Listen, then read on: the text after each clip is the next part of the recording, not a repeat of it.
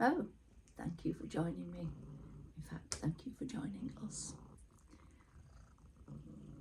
The wood burners lit, so Mishka is actually usually happy to sit on my knee because it just puts him at the right level to get the maximum amount of warmth. He's not allowed in the room on his own when this is lit because he has a tendency to stand with his tail on the glass and end up with it getting singed and smoky. And that's not good, is it? No, it's not. So we will see how long this lasts. A few days ago, I posted a video about our expectations of a mother letting us down, what is known as the mother wound. And I'm going to do a spin on that one now. A spin by inserting a dreaded apostrophe. Why dreaded? Well, when you're a teacher and you are teaching apostrophes, you have not a single one in sight until you've taught them. And then anything with an S on the end has an apostrophe, littered with gay abandon. So yes, that is why I always think of them as the dreaded apostrophes. So what does that give us? Where do we put that apostrophe? We put it on mother to make mothers, as in belonging to the mother, wound. So in this case, rather than the offspring being wounded by their disappointment, that being a lighter word than really should be used, in their mother, how they were treated by their mother. This one is about the treating of a mother by an adult offspring or adult offsprings. No apostrophe needed there. But I used to think it was something that didn't happen very often, but over the past years, whether it's become more prevalent or I've just heard about it more, read about it more, been told about it more, it sadly seems to be far more common than I imagined. And it can start with things like, yes, you're included in things, you're included in Christmas festivities, say, but then if it's your offspring that you are visiting for Christmas dinner,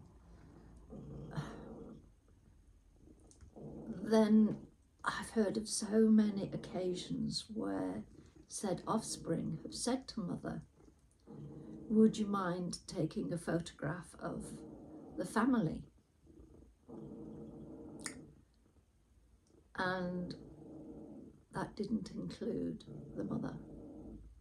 It was now the offspring, their family. The mother had done her job, that was it, thank you, goodbye. That was probably far from the intention, but that is the feeling given. And it hurts. So, what can happen? I've said adult offspring, and very often it's when that adult offspring is in a relationship, maybe married, but not necessarily so. It can happen before, when for what reason?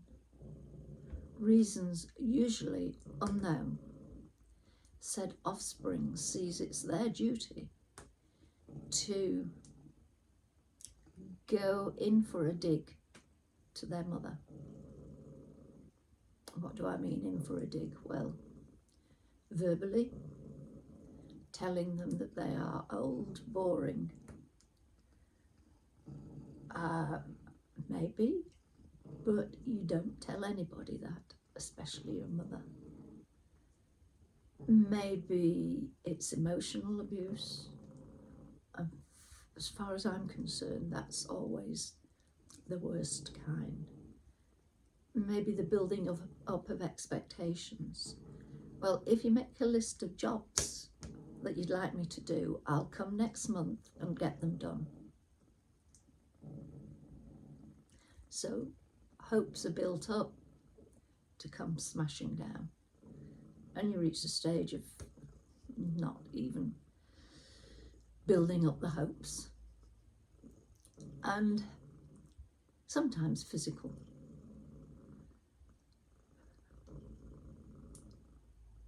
Sometimes a combination of all, and financial as well.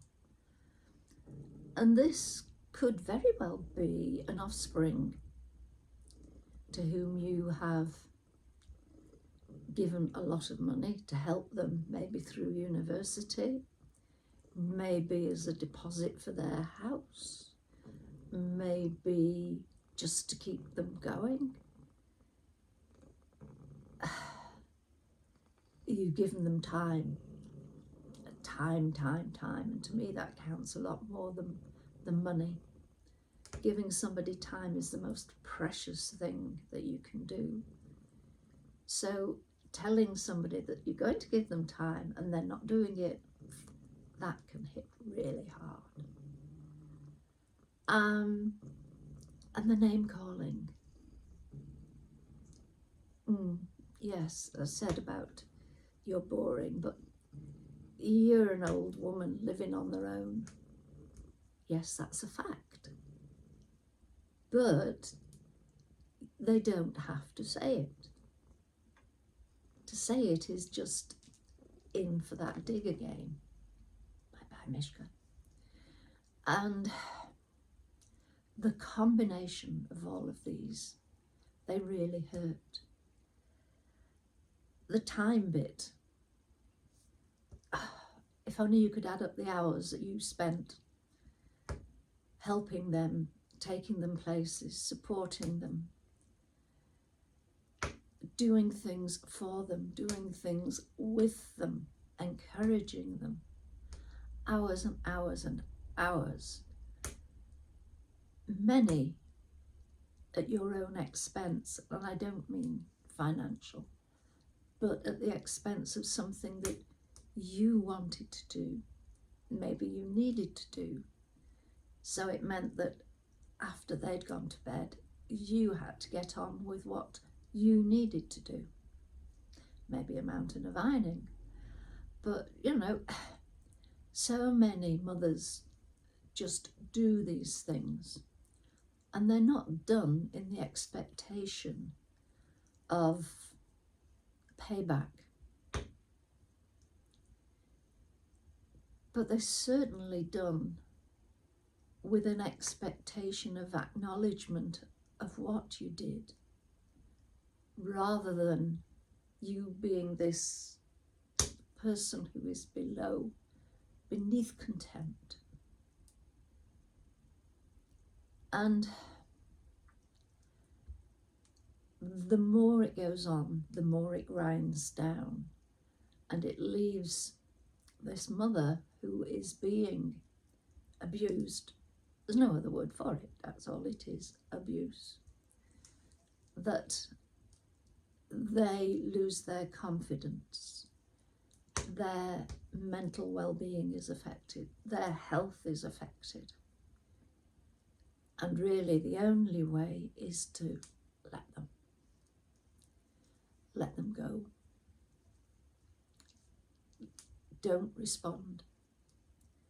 Block emails, block phones, block whatever. And that's the only way that you know that you can answer your phone, you can open emails, and you won't be opening it to a stream of abuse. You won't be shouted at, sworn at down the phone. And it does help to give some relief and release. It's hard because you're cutting off somebody who, it's not like cutting off somebody that you were in a relationship. You actually gave birth to this child. You carried them for 9 months before you gave birth to them. You did so much in helping them become grown up, surviving the travails of the teenage years.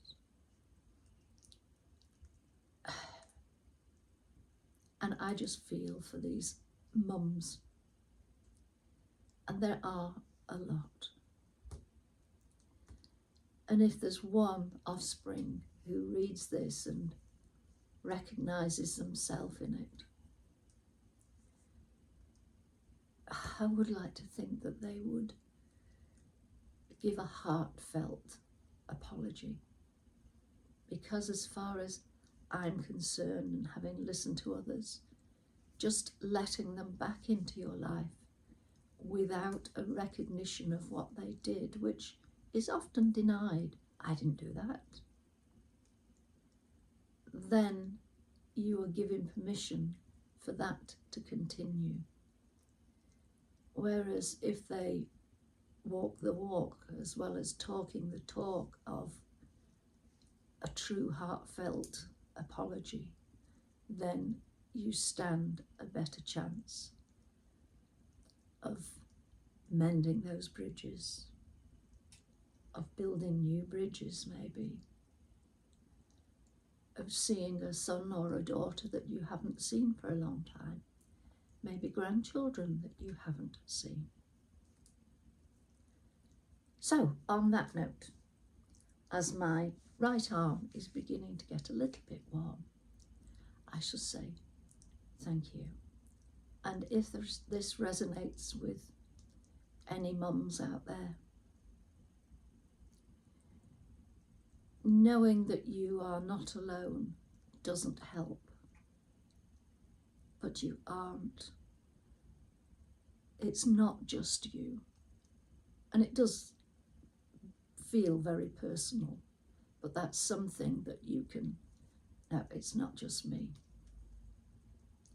And I hope that you take care, you look after yourself, and hold your head high. Bye for now. I'll speak to you soon. Bye.